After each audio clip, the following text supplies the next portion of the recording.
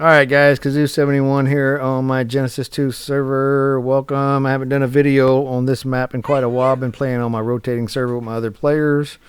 About to go to Valguero for a week until Fjordjor comes out. And what I'm going to do is I'm going to show you guys that this is when I first learned that Wildcard broke the honey Quetzal taming method I was using.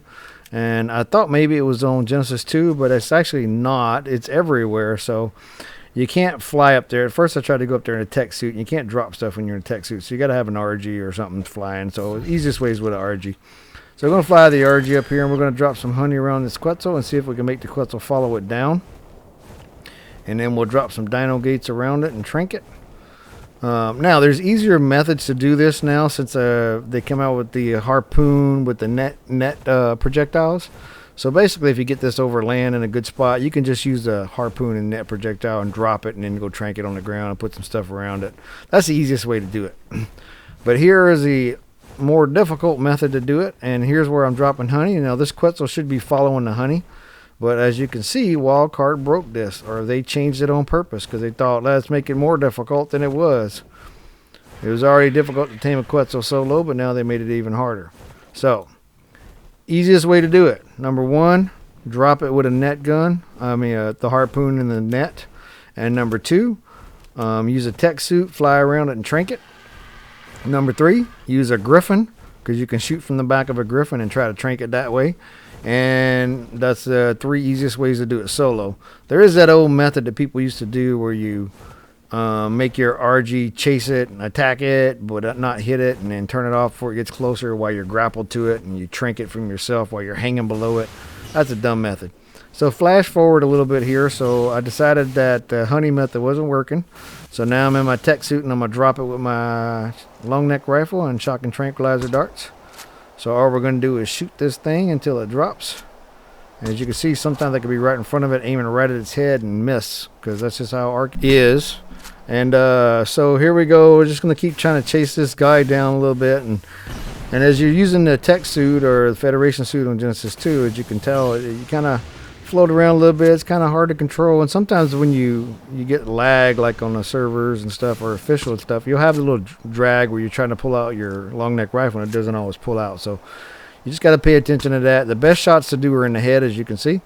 That's the best way to drop a Quetzal. And once again, the number one way to do it now is with that harpoon and the net gun. You don't want to do what I'm doing. This does work, but it's just not the most effective way to do it anymore. So make that harpoon gun, make sure you're over land, and just drop that sucker. And then go down there, trank it, protect it, and you're good to go. So let's get back up here where it's at again. And as you can see, I'm having a little trouble flying. I'm really good at flying, but sometimes this thing is just really glitchy, and you go all over the place, so it's really crazy. I could just literally punch this thing in the head. Watch. I'm going to try to hit him. Oh, missed him.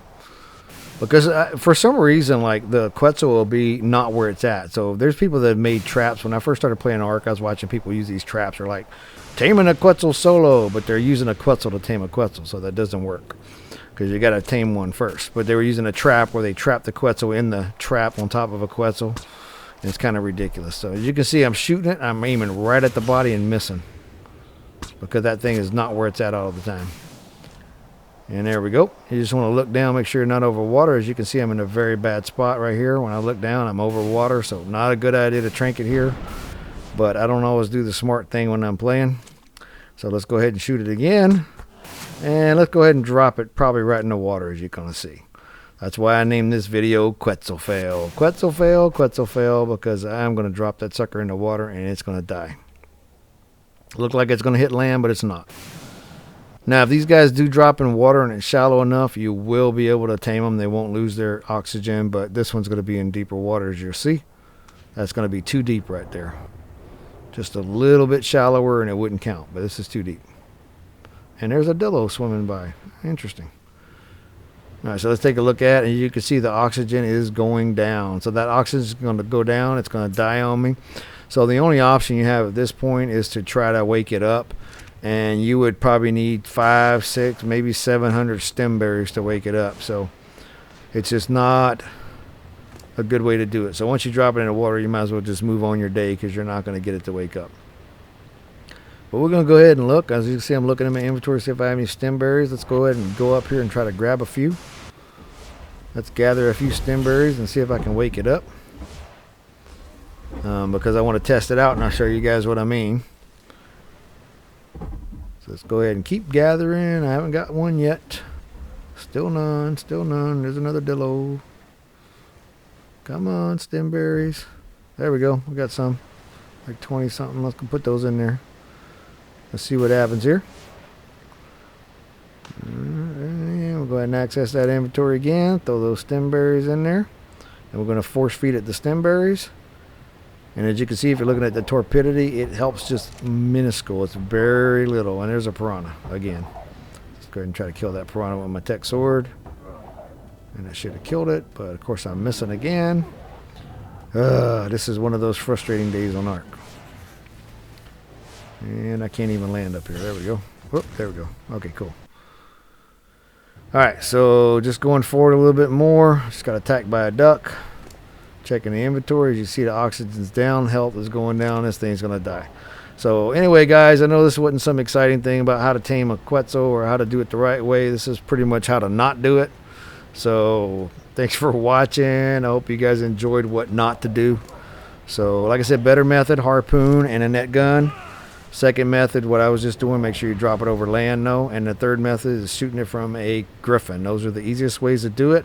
That old method of hanging from an RG and with a grapple is not very effective. You can do it. But I appreciate you guys watching, and I will see you next time.